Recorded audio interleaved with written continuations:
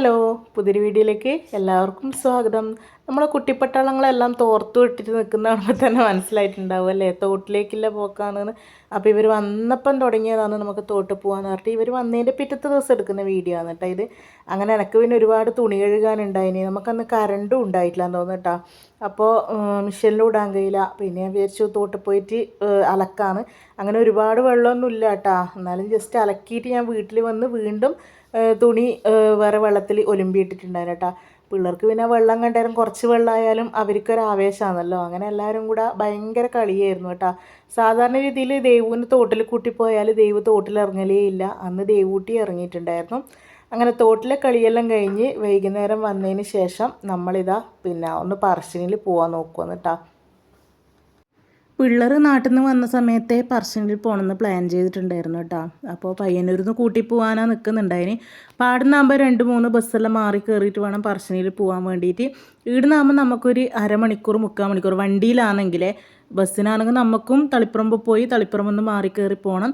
വണ്ടിയിലാണെങ്കിൽ നമുക്ക് short cut ഉണ്ട്. അപ്പോൾ ഒരു അരമണിക്കൂർ 3/4 മണിക്കൂർ കൊണ്ട് പറശ്ശിനിയിലെത്തും. അങ്ങനെ എന്തായാലും നമ്മളിതാ പോയിക്കൊണ്ട് നിൽക്കുമെന്ന്. പിള്ളേരെല്ലാം ഭയങ്കര ഹാപ്പിയാണ് കേട്ടോ. അവർക്ക് ഇങ്ങനെ എവിടെയെങ്കിലും പോകാനെല്ലാം ആകുമ്പോൾ ഭയങ്കര ഇഷ്ടമല്ലേ. നമുക്കായാലും പുറത്തെല്ലാം പോകുമ്പോൾ ഭയങ്കര ഇഷ്ടമല്ലേ. അപ്പോൾ പറശ്ശിനിയിലാകുമ്പോൾ ഒരു പ്രത്യേക ഫീലാണല്ലേ. നമ്മളെ കണ്ണൂരുകാരെ വികാരം മുത്തപ്പനെ കാണാൻ പോകുകയെന്ന് പറയുമ്പോൾ ഒരു പ്രത്യേക ഒരു ഫീലിങ്സ് തന്നെയാണ്. നമുക്ക് എത്ര പോയി കഴിഞ്ഞാലും നമുക്ക് മടുപ്പ് തോന്നാത്തൊരു സ്ഥലമാണ് നമ്മളെ പറശ്ശിനി മുത്തപ്പൻ ക്ഷേത്രം എന്ന് പറയുന്നത്. അങ്ങനെ നമ്മളിതാ ഏകദേശം പറശ്ശിനി എത്തിയിട്ടുണ്ട്. ഞാൻ പിള്ളേരോട് വെറുതെ ഇങ്ങനെ നമുക്ക് 2 മണിക്കൂർ ദൂരമുണ്ട് എന്നെല്ലാം പറഞ്ഞിട്ട് ഇങ്ങനെ പറ്റിച്ചുകൊണ്ട് വരുമായിരുന്നു. അങ്ങനെ ഒരു 1/4-3/4 മണിക്കൂർ കഴിയുമ്പോഴത്തേക്ക് തന്നെ എത്തിയിട്ട് അവർ ബോർഡ് കണ്ടു കേട്ടോ. അപ്പോൾ പറഞ്ഞു ഇതാണല്ലേ ചേച്ചി 2 മണിക്കൂർ എന്ന് പറഞ്ഞത് എന്ന് പറഞ്ഞു.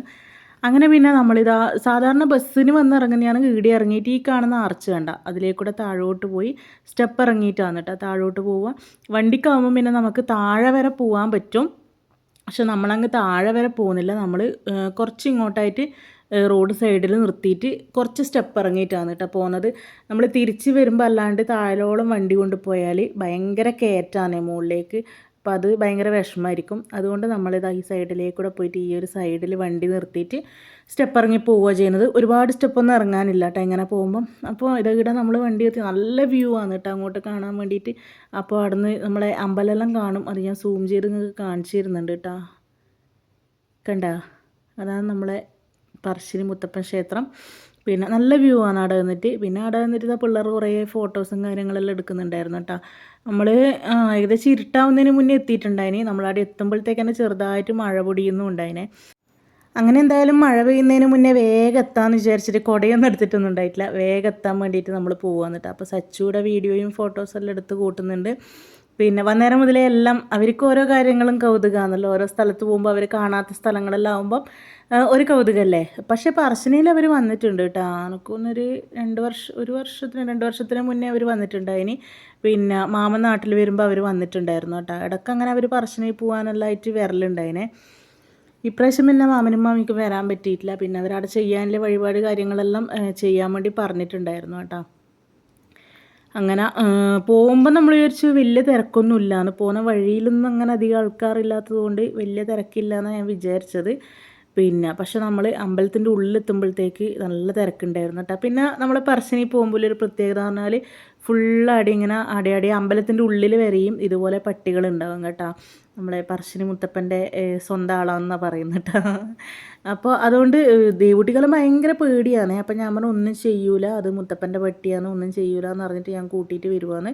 പിന്നെ നമ്മൾ അമ്പലത്തിൻ്റെ ഉള്ളിലേക്ക് എത്തുമ്പോഴത്തേക്ക് നല്ല തിരക്കുണ്ടായിരുന്നു കേട്ടോ. എന്താ വെച്ചാൽ മുത്തപ്പൻ ഉണ്ടായിനെ. നമ്മൾ പോകുമ്പോൾ മുത്തപ്പൻ അവിടുന്ന് ഒരുങ്ങുന്നതേ ഉണ്ടായിട്ടുള്ളൂ. പിന്നെ അതിൻ്റെ അകത്തേക്കൊന്നും അടുക്കാൻ പറ്റുന്നുണ്ടായിട്ടില്ല. ജസ്റ്റ് നമ്മളിങ്ങനെ ക്യൂ നിന്ന് പോയി തൊഴുതു. പിന്നെ മുത്തപ്പനെല്ലാം നമ്മൾ ദൂരത്തുനിന്നാണേ കണ്ടിട്ടുണ്ടായിനി. അപ്പോൾ എന്തായാലും നിങ്ങൾ ആ കാഴ്ചകളെല്ലാം ഒന്ന് കണ്ടിട്ട് വാ.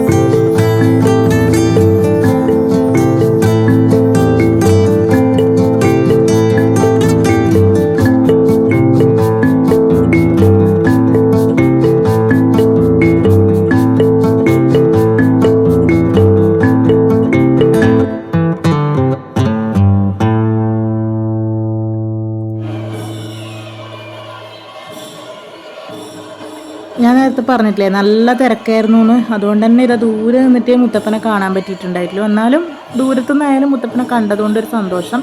ഭയങ്കര തിരക്കായതുകൊണ്ട് അങ്ങോട്ട് പോകാനാവുന്നേ ഉണ്ടായിട്ടില്ല കേട്ടോ.